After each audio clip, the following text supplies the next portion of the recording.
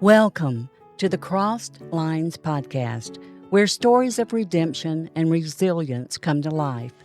This podcast gives women a place to share raw, unfiltered stories of their darkest moments and the journeys that led them to healing, hope, and a second chance.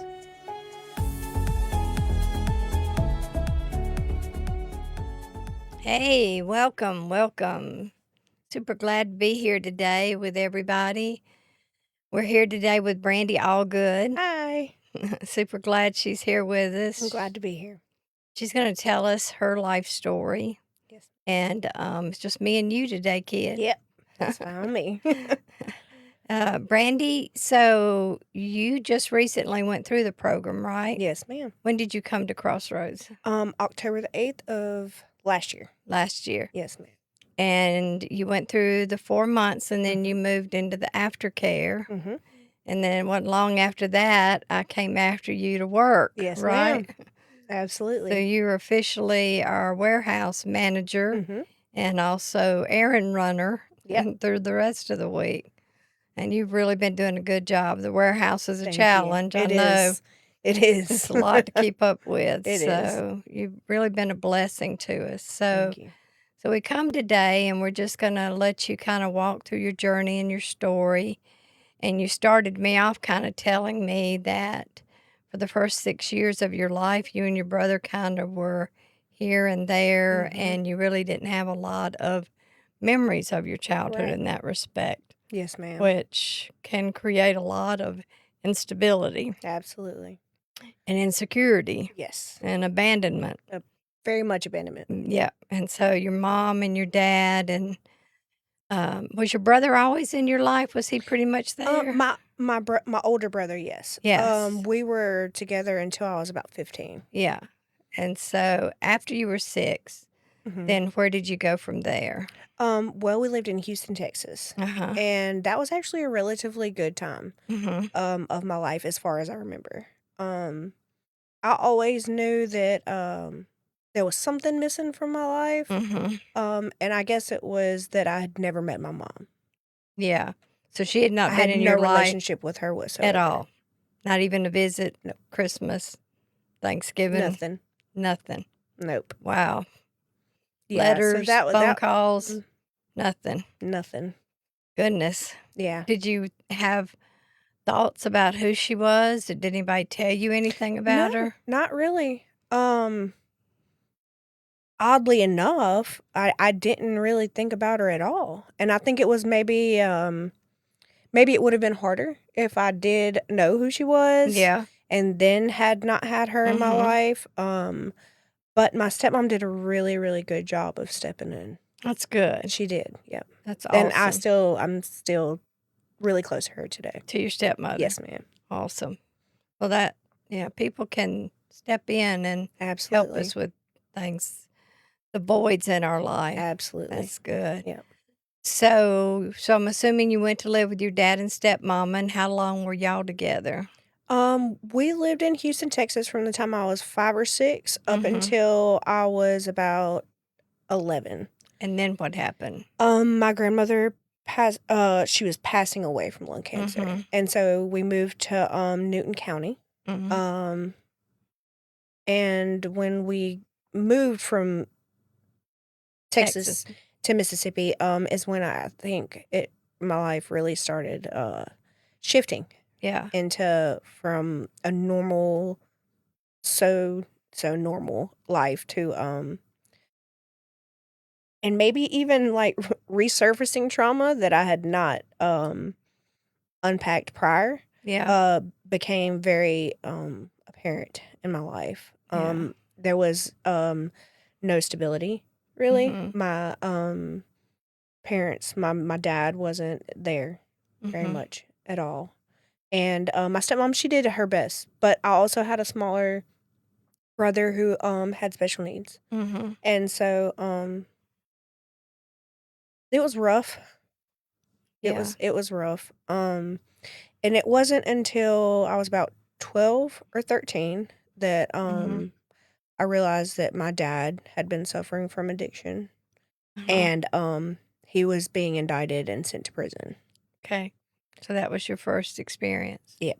And so I had to go live with my mom. And Yeah. at this point, I had met her, stayed with her during the summers and every other Mhm. weekend. And I think I lived with her till I was probably about 14 or 15, which Mhm. also wasn't a very good time. For one, I never really had a mother-daughter relationship with her. Mhm. So there was no real connection. I think it's something that like you kind of have to form at a younger age. Mhm. That I just didn't have with her. So And you started visiting with your mom when you moved to yes, Mississippi. ma'am. That's when your summers and stuff started, Mhm. right? Yes, ma'am. Okay. Just kind Yep. of clarify that. Yeah. So that was probably an awkward feeling. It was. Yeah. It was very awkward. Because it was moving once again to a whole new place. Mhm. With people I didn't really know. Yeah. And I really, to be honest with you, wanted to stay with my stepmom. I begged and begged and begged, and Mhm. they were like, just by law, it can't be done that way. Yeah. Well, so at what age do you think you kind of stepped over your first line into some behaviors that ultimately led you to prison? I think I was about 17 when I started, when I had taken Adderall for my first time. Mm-hmm. And And then is that prescription or was yes, ma'am. that was a prescription? Prescription. And at first it was just I guess you would call it a social thing. It was not Mm-hmm. something I did every day. Mm-hmm. Um and I had actually tried cocaine one time. I was in Mm-hmm. a high-speed police chase. I almost died. Never did that again. Yeah. I learned my lesson really Mm-hmm. fast. And then later on, I actually quit doing it for a little while because me and my children's father met when I was about 17 years old. Mm-hmm. And we were very young. Mm-hmm. But I'd always, he actually mentioned this some time ago, that I'd always had to have something um, to alter, I guess, my state of mind. You felt like the Adderall did that for you? Mm-hmm. That it kind of Yeah. helped you, what, take the edge off? Yeah, it gave me energy. It made me happy. Yeah. It made me feel something other than Bad. sad. Makes you feel like Superman. It does. It does make you feel like Superman. And then I didn't do it all the time, Mm-hmm. but it wasn't until later and we had a really good relationship up Mm-hmm. until I did start abusing it. And when Mm-hmm. I say abusing it, I mean going through it. And it was after I had children. And as much as I hate, even thinking about it, it happened, when it was supposed to be, the best time of my life because Mm-hmm. that's all I ever wanted was a family of my own. Right. And And you have two beautiful daughters. I do. You do. I do. And do you think, just running through my brain, do you think that you suffered from some depression after your kids were born? Absolutely. Yeah, sounds like it. Yep. I was a stay-at-home mom, and also the both of us had relatively traumatic childhoods. Mm-hmm. So we grew up together. We Mm-hmm. never unpacked any of that trauma. Yeah. And when two people going through that Mm-hmm. and in different ways grow up together and never deal with it or Mm-hmm. heal from it, it becomes catastrophic. Right. Because we became a very toxic couple. It's strange because I can so relate to that, how as children, I think God helps us to cope because Right. we can pack it up Mm-hmm. till we can mentally mature to deal with stuff. Yeah. But unfortunately, nobody tells us that, okay, when you get to be about this age, stuff is going to start coming back Yes. up in your life. And you got to go to therapy or you got to talk to somebody or do something to help you discern all these feelings and you're Mhm. having. And before you know it, you're just in the middle of this darkness. You don't know where it's coming from. Yep. And then you're fluxed into relationships and responsibilities, and it gets to be overwhelming, and it sounds like that's what happened to you. That's exactly what happened. Yeah. And it like I was telling you before, I played the victim role, Mm-hmm. because I thought maybe that would justify what I was doing just a little bit, Mm-hmm. or justify it for myself at least, Right. if nothing else. And that only allowed me to keep doing it. Right. But when two people are not good for each other, Mm-hmm. and I also, let me say, I became very codependent. Mm-hmm. Very codependent because it was the one constant I had had. We were together for 20 years. So that's the longest I think one person had ever remained in my life for that period of time. And so So you kind of depended on him to be everything. everything. Yep. And that was probably pretty overwhelming for Right. him. And Yep. right. And not only that, I expected him to accept my trauma, my behavior, my victim mentality. I expected him to provide as a father, as a spouse, and to do all that, and accept my addiction as well. And that Yeah, that's became not how it toxic works. for both of you. Exactly. Yeah. It became very toxic. And like I said, I couldn't blame him for not being the person that I needed him to be, because I wasn't the person that anybody needed Right. to be in that It's time. really refreshing to hear you. I know it's easy looking back to say it, but take accountability for being a Absolutely. victim, because so many of us don't see it and won't do it. Right. We become the person that needs help Yep. all the time Exactly. instead of the person that realizes there's just a hole there and Yep. no one person can fill it. Exactly. And so, but your drug addiction got worse. I believe you told me you Did. were about 35 when you started using meth. Yes. So it had gotten to the point where I couldn't afford to buy extra Adderall because I would run through my script in no time. And meth was cheaper. Yeah. And also, not wanting to feel sad is a big thing for somebody that is a very emotional person. I've always been a very emotional and sensitive person. And it has not always been the best thing for, a relationship or friendships or anything for that matter, because I could never control my emotions. And the only thing that made me not sad or would make me not cry at the drop of a hat was meth. Or Adderall Or if you had Adderall. enough Yeah. of it. Exactly. Yeah. And I remember I had gotten to a point where I would do it like maybe a couple times a week or only on the weekends. And I remember, looking in the mirror and saying, if you don't stop doing this now while you can, as if I had this delusional idea that I could do this on my own. Yeah. That if I didn't stop doing it now, I wasn't going to be able to. Right. And I still didn't stop. Well, Adderall or anything that we're taking really because of our emotions to make us feel better. What one pill will do today, as the old saying goes, you'll need 2 tomorrow for. Exactly. So there is this point where you can't get enough. Yep. Like you'd go through your script. Yep. That's why you hit the meth door. And then Exactly. pretty soon, even with meth being out there, pretty soon it's not going to do it for you. Yep. You know? That's what I was actually telling my kid's stepmother is, I told her, I said, if somebody was standing in front of me right now with an Adderall, I said, I will tell you this, I'd flush down the toilet. And I'm not going to say I'd flush down the toilet because I didn't want it. I'd flush down the toilet because I did want it. But I now have the will and the strength to not do it because I know one is not enough. Yeah. And that's the rabbit hole I don't think I could ever go down again. Mm-hmm. And I know all it takes is just one That time. one. Yeah. One time.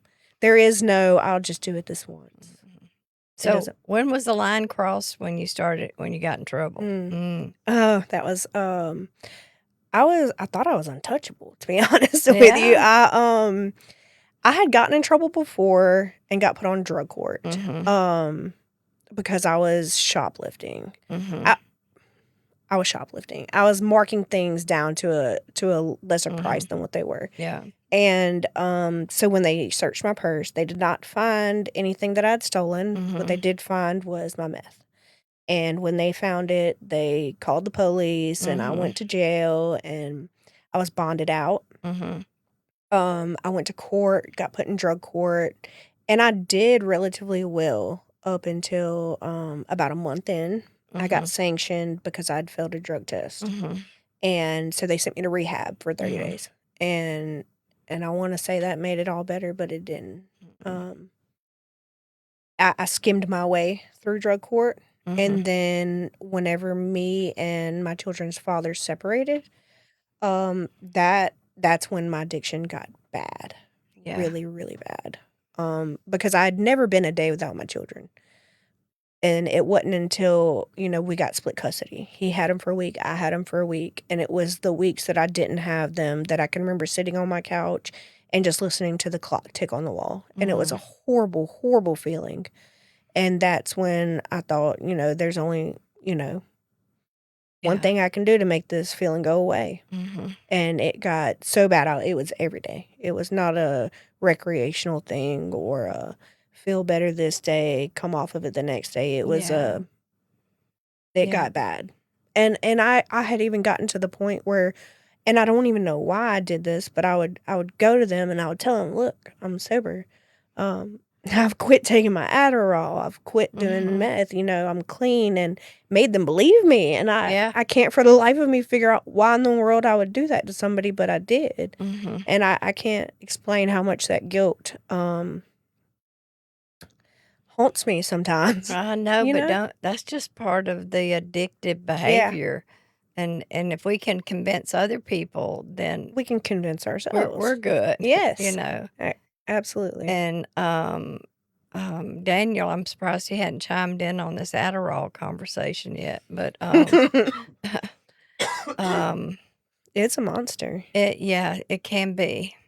You hate to say that. You can't say all Adderall for all reasons is bad. But I think that in ourselves, we have to realize when something is changing us and we're becoming dependent on something to help us through something. Exactly. And because there's never an end to it. Right.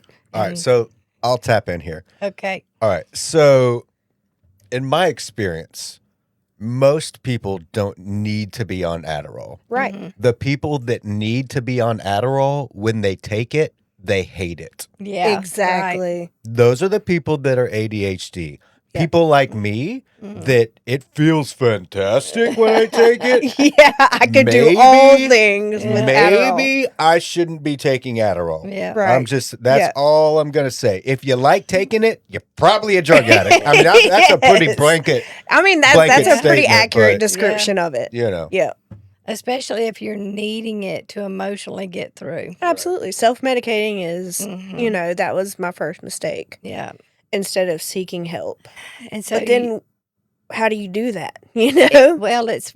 First of all, you got to be in accountability with somebody that you're like, hey, you need to really think about this. Do you really need this Adderall to get through your emotions, And it's just like the week you wouldn't have your kids. That should have been time for you to rest and relax, read a book, go to the movies. Not me. Enjoy your week, but instead you're miserable. Yes. And the only way to cover your misery was to take meth. Yes. So I'm gonna be like Daniel, and I'm gonna go way out on a limb here and say, if you've moved from Adderall to meth, hello Houston, we do have a problem. A whole at this problem. point. Just maybe. Just maybe. Just right. And maybe. as if it hadn't done enough damage already.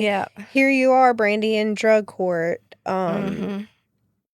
Still trying to I heard something when I was in prison, when I was in A&D. Mhm. Our A&D teacher told us, she said, everybody's like, oh, I don't deserve to be here. I Mhm. didn't even do anything wrong.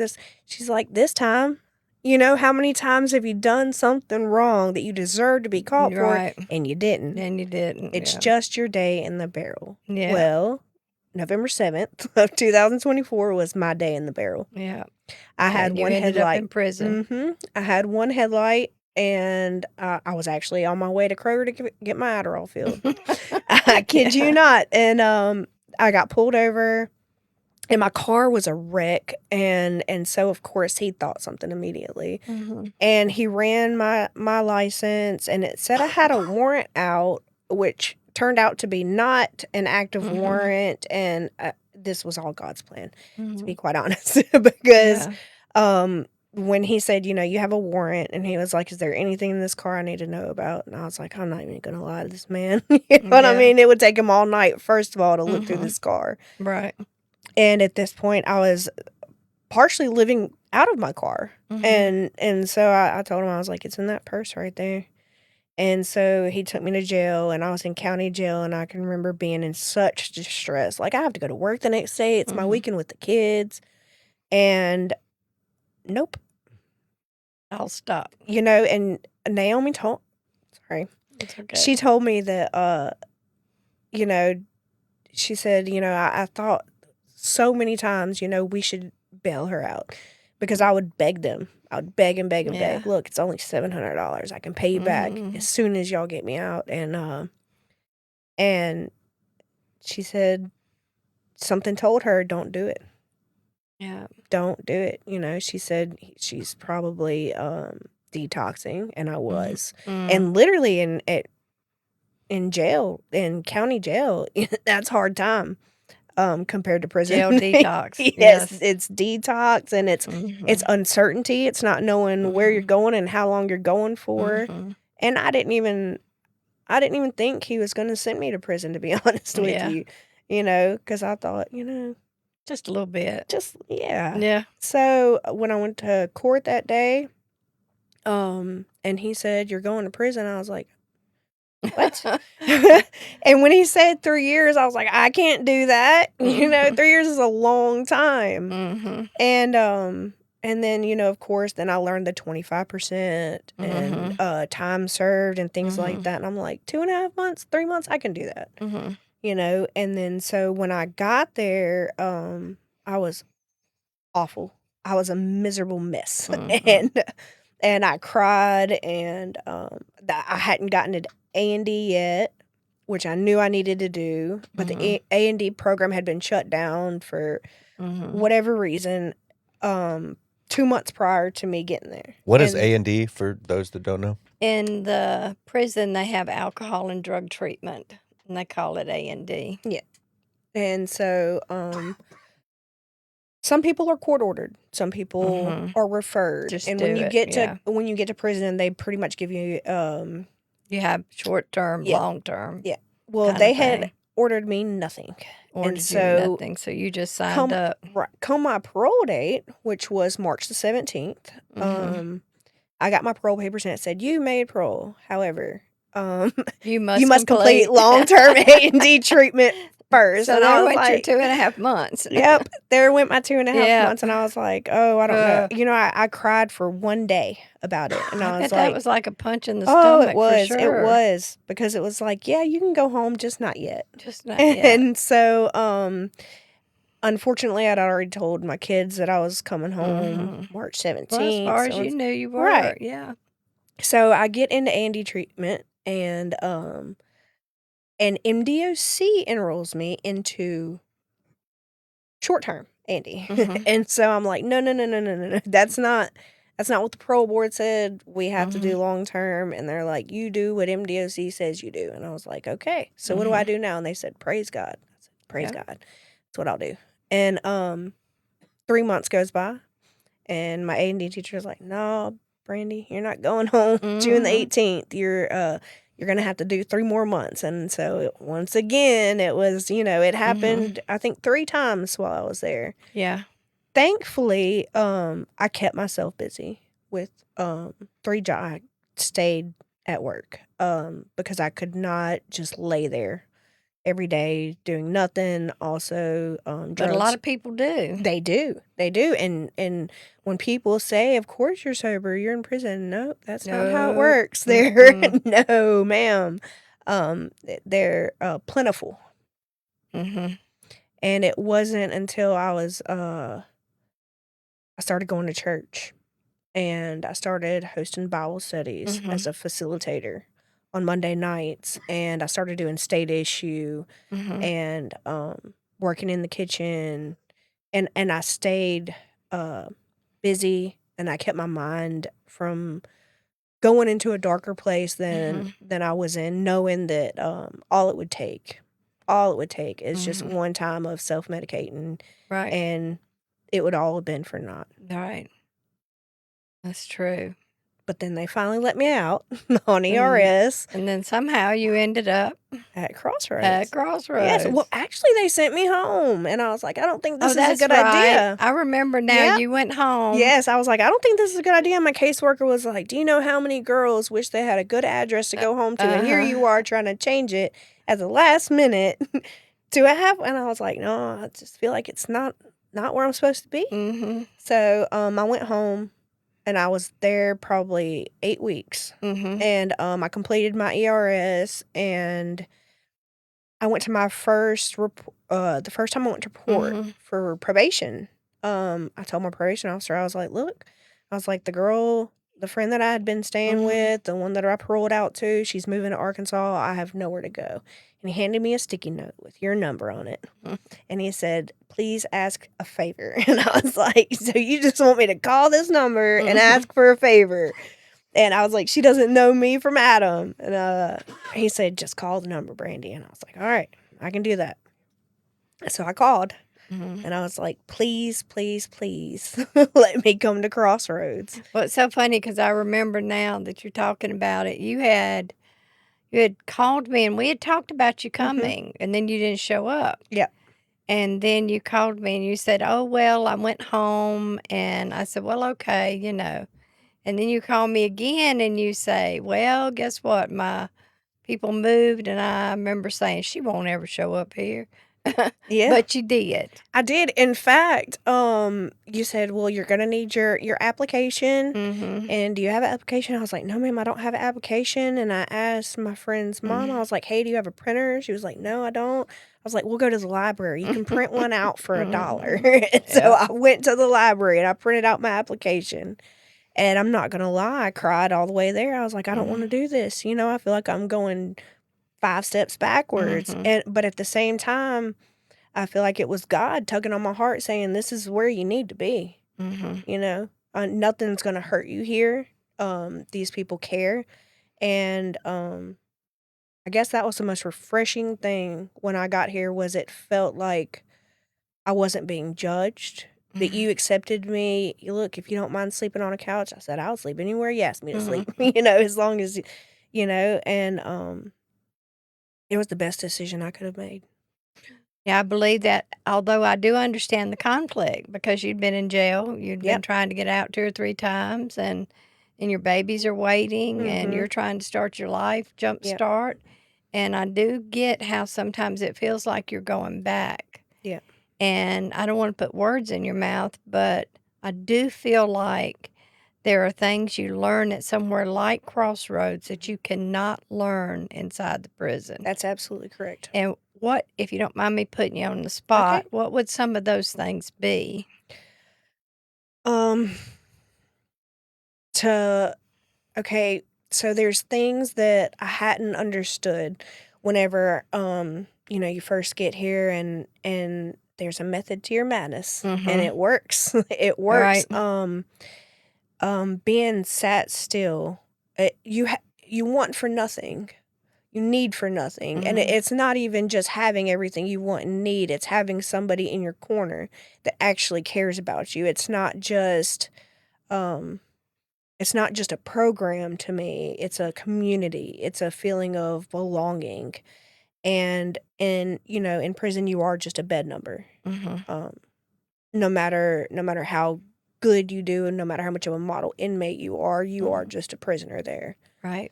And I did learn a lot in prison, but I didn't have the relationship with God that I have now. Well, I do think, and I always say this, and I always still think this, I can teach the same exact class. I can go to prison and teach it, and I can teach it at Crossroads. Yep. And how you learn it, how you hear it, it's two different things. It is. You hear it totally different. Yep. And I think it's because in prison, it's just my thoughts on it, your guard is up. Right. And there's so many things that you cannot learn until you become vulnerable, Yes. till you have a teachable spirit. Exactly. And that's really hard on the inside. Yep. You know, because I don't think you can ever just lay your head down and feel completely safe. Right. Or be completely safe in a group to share your feelings. Yep. And while it is what it is, I think when God takes you from like your circumstances into somewhere like Crossroads, there's an additional facet. There's a different phase into your depth. He's taking you into a deeper part of your spiritual journey. Exactly. And you were so quiet. I can't even remember you being in class hardly. But you've always been very kind and sweet and just hungry. Yes. You've been real hungry. And you're somebody that loves your children tremendously. Yes. You worked really hard on being that mama that you felt your kids deserved. Absolutely. You know, whenever I'd first gotten out and you were exactly right about you know, I felt like I was taking 10 steps back after going home and you know, but I went home with the mentality like, hey, when are the girls going to be able to come stay the night with me? And they were like, no, Brandi, this is not how it works. You first of all, hold on. And I was like, you know, like there's nothing that I can say to make them believe that I have changed into an entirely different person. It only takes, you know, the work of God because I couldn't have done any of this without him. Yeah. But so I thought, you know, well, if they can't come stay with me, then I basically am, you know, still being punished. Yep. And I was like, well, Brandi, do you not deserve to, you know, look how long it took you to crumble everything you had. It's not like when you're in addiction, it's not, oh, I lost everything. No, I gave it away. Yeah. You know, once you lose one thing and you lose another and then you continue doing it, you're consciously giving away even yourself. Right. And so when I came here and they started letting them come visit, I slowly was able to reestablish a relationship with my children. Me and their stepmom, they call her mom, and I'm perfectly fine with that because she has been nothing short of that for me, for them. And I'm happy. I'm happy that they're happy and healthy, and it could be so much worse, you know. She treats them like they're hers. That's a joy. And I love her for everything she has stepped up and done for me because she didn't have to. She had no obligation, you know, to support me, and she did. And there's something about, even though, like going to prison and doing long-term A&D and being punished as you feel. Yeah. But there is something to be said to coming like to Crossroads or somewhere like Crossroads. And when you say sit down, you know, all the girls say that. I ask the girls all the time. They'll say, well, what would you have to say to other women coming? Just work the program. That's what I hear all the time. Work the program. Finally said, well, what's the program? You know, because there is a method to our madness there. Is. But it's so simple. It is. It's sitting by the pond in the swing and getting your journal out and writing and getting up every day and making your bed. And it started with making my bed every day. Yeah. It made me feel more accomplished. Prison also made me a minimalist. I was a hoarder of sorts Mhm. prior to prison, and I had so many things that were unnecessary. Mhm. It also stemmed from addiction, not just wanting to Right. have things, but it was like I'd spend all my money on just things, and I think it was like if I buy it, nobody can take it from me if it's Right. mine. If yours, yeah. And now I want as little things as possible. All the things that matter to me are just not materialistic anymore. Yeah, 'cause, just moving the story along, you did finish your 4 month Mhm. and you graduated Yep. with honors, I think you to Yes. say, and, then coming to work, Mhm. and then, going to the aftercare home. It just kinda coincided with Sharon, who's been in the aftercare home for 7 years, Yep.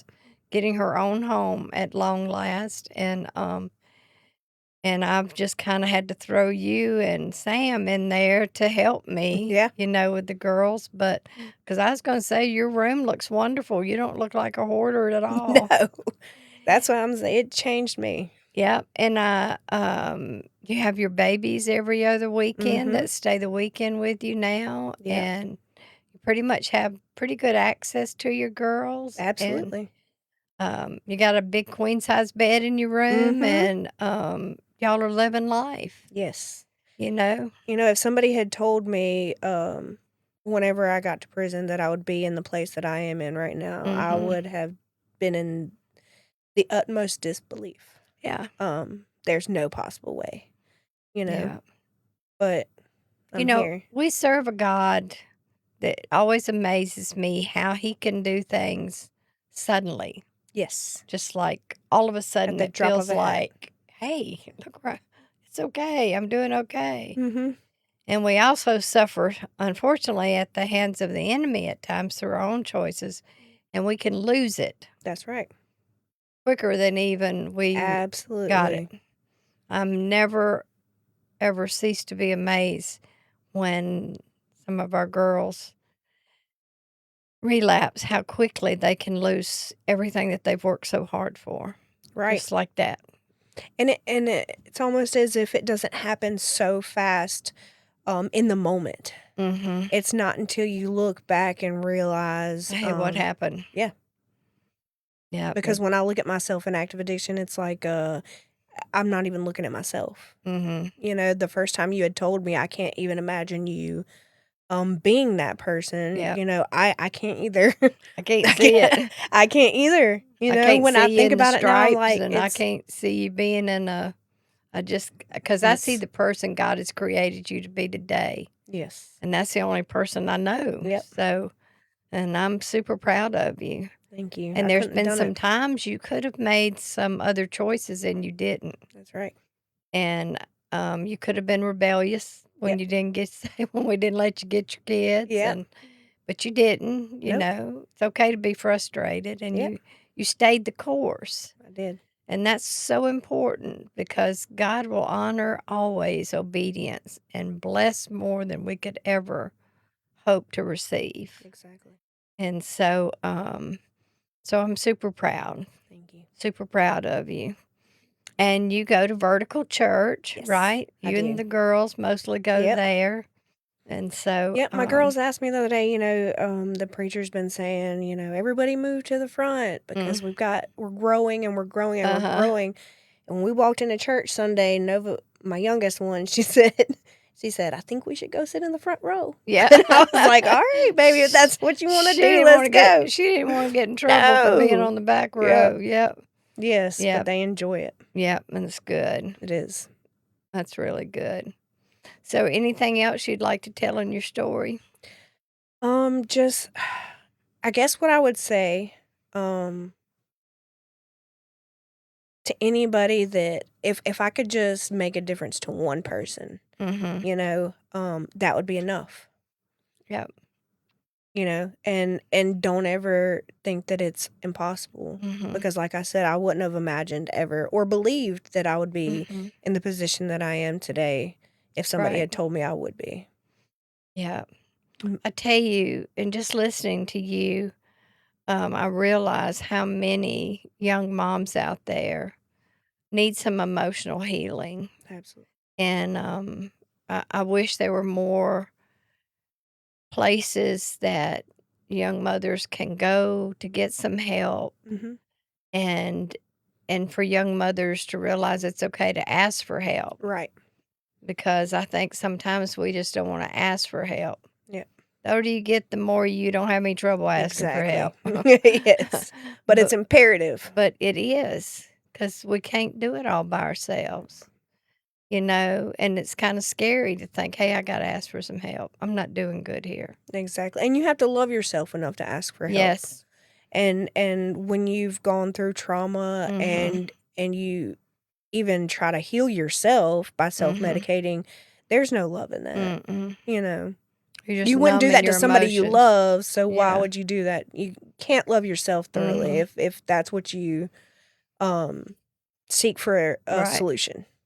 No, we've got to eventually do the hard work, That's right. face the hard things. You know, I read something earlier that said when you ask God to help you win a marathon, Mhm. He doesn't give you a medal, He gives you a pair of shoes. That's right. And God gave me a pair of shoes. Yeah. And Well, I'm certainly glad to the Father above for sending you Absolutely. to us, Me too. and it's been a good thing for Crossroads and for me personally. So God bless you. Thank you so much. Thank y'all for joining us today. Lives are being restored at Crossroads Ministries. We are asking for your support where your giving is giving a second chance. For more information, visit our website at crossroadsms.org and please donate today. May God bless you for blessing others.